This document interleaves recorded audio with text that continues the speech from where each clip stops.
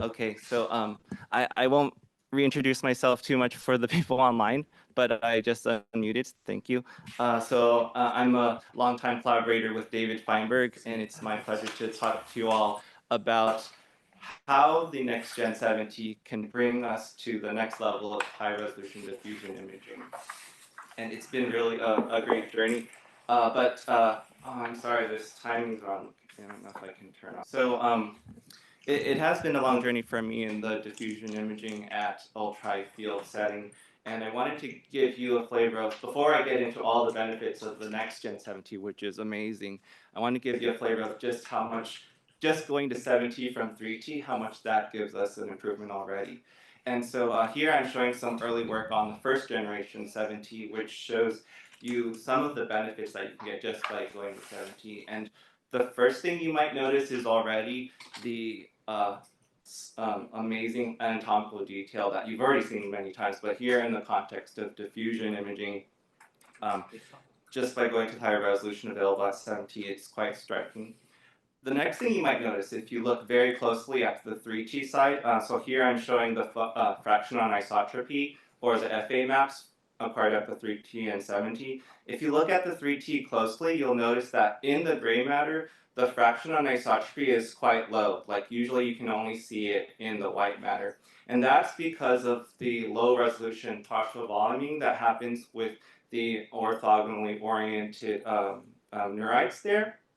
But when you go to the higher resolution at 7T, you can see that actually the FA in gray matter is not that low. It's actually kind of highlighting it here.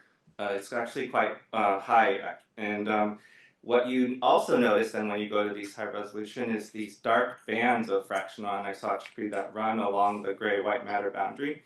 And these are highlighted by the red arrows here. So what do those mean? So these dark bands of fractional anisotropy, they were first discovered in ex vivo imaging about a decade ago. And in ex vivo imaging, you can scan for hours and hours, 24 hours if you want continuously, and go to really high resolutions. And so there they saw these same dark bands here that go along the cortex, and then they compared it by zooming into histology. And what they saw is that you can see these white matter fibers turning sharply into cortex, and these are the kind of details that you can get when you go to higher resolution. And it gives you an explanation of what's going on in these new structures that we can see at this resolution. So with this higher resolution, this higher FA that we can extract from the 7T data, here I'm showing some early work where we calculated this new type of methodology, which is a gray matter seeded probabilistic tractography. Before the FA was too low and it doesn't make sense to put a seed in gray matter. But now, in this example, I'm putting a seed in the very thin calcarein sulcus, one bank of it, and seeing where can we track U fiber tracking to. And at 7T, because the high resolution is high enough, you can do tracking all the way to the other side of the calcarein sulcus. And not only that, but you can start to see the ventral and dorsal visual streams. And on the 3T example, you can see that none of that those details are apparent. So I'm sure I've convinced you all that going to 7T is a great idea for diffusion imaging. So then next, how can we take this to the next level with the NexGen 7T? And high quality diffusion imaging, it's all about the strength of and the performance of your gradients. And that's really the biggest thing that the NexGen brings in terms of improving our diffusion performance. So here I'm showing two pulse sequence diagrams, and you can see with the standard Terra gradient system, the diffusion gradient pulses are very long. So they're about, we have two of them, and they're each about as long as your entire EPI readout train. And the downside of that, what happens is then your T2 decay signal gets long, your TEs get long, and then your SNR gets lost. You lose a lot of SNR. On the NexGen 70, because you have these much more powerful and stronger gradients, you can shorten your diffusion encoding time and your EPI readout time. And so that has multiple benefits. One is you can go to shorter TRs, you get to finish your scans faster, you get less T2 star decay blurring, and also most importantly, you get to do shorter TEs. And the shorter TEs give you the higher SNR, and that allows you to achieve higher V values encoding and higher resolutions. So how do the images actually look? How do these diffusion images actually look when we scan them on the NexGen 7T? So here I'm showing a single subject that was scanned twice, and in the first on the first row here, the top row, it's in the NexGen 7T at the full gradient performance, and in the second row, it's this. They're still in the NexGen 7T, but we've dialed back the gradient performance to the standard Tera gradient performance. Okay, and what you can see is, let's just focus on the standard B3000 column here. At the B3000 column, with the NexGen impulse gradients, we can shorten both the TR and the TE by roughly 25%, which is already quite an improvement. That gives you 1.5 times better SNR at B3000. But where the NexGen 7T really shines is when you go to these ultra high B values. So let's say B value of 10,000, what we're showing here. So on a standard Tera system, to get that high of a B value, you need to go to 110 milliseconds, which is way too long. There's literally no signal left. But with the NexGen system, you can shorten that all the way down to 59, and you can see that you can recover quite a bit of the diffusion signal in the white matter especially. So that difference in TE gives you a factor of 3 in SNR improvement. And you might say, well, what does that mean? What does that translate to? So a factor of 3, let's say it means to get that equivalent gain on a standard system, you need 9 averages, so 9 times more scan time, or maybe a 20 Tesla scanner, which is not even an option now. Okay, so for those that are interested in the detailed methods, I'm just showing this slide briefly, but if you want to learn more, please see some of the references that I've cited here. But I did want to point out one thing that also Samantha Ma pointed out is the great collaborative efforts from Siemens to help characterize and compensate for these very short-term eddy currents, which were not in the standard first generation 7Ts. And so though that extra work helped get the nice quality that we're showing today. All right, so that quality on the NexGen, I'll be showing some more results here. So here we're showing the traditional standard DTI color maps that are weighted by fractional anisotropy. And you can see that on the impulse gradients in just 2.5 minutes of a 1.25 millimeter isotropic data set, you can resolve the primary diffusion directions quite nicely. Those are reflected in the red, green, and the blue hues here. But if you try to do that same experiment on a standard Tera gradient performance system, you'll see that it's much noisier. That's on the left here. And when we use that same DTI data set to do the white matter fiber tractography, the benefits stand out even more.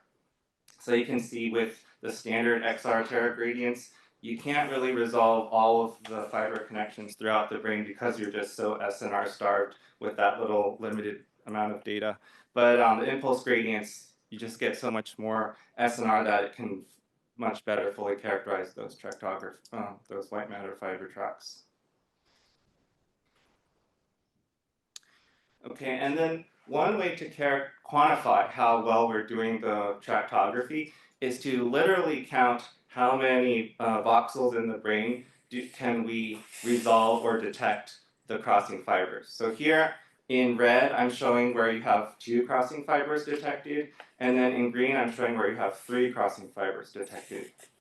And so just by comparing the same data set and same diffusion sampling B3000 maximum between the XR gradients acquisition versus a full performance on the impulse gradient, you can get a benefit of additional 80% more of these crossing fibers detected. And then more impressive yet is when you incorporate the B10,000 data set, combine that with the B3000 data set, you can get even more. This is a factor of 2.5 times more tertiary crossing fibers detected compared to when you just use the B3000 alone. All right, and in this final data slide, I'm showing how we tried to push the resolution to the limit with the NexGen 7T. So here we pushed it down to 0.8 millimeter isotropic with just a 10-minute data acquisition. And you can see that we can resolve those same dark bands of FA that I showed earlier. Those are highlighted by the yellow arrows. And then as we also expect, where you have the gyral crowns highlighted by the red arrows, those dark bands go away because the white matter fibers just go directly straight in.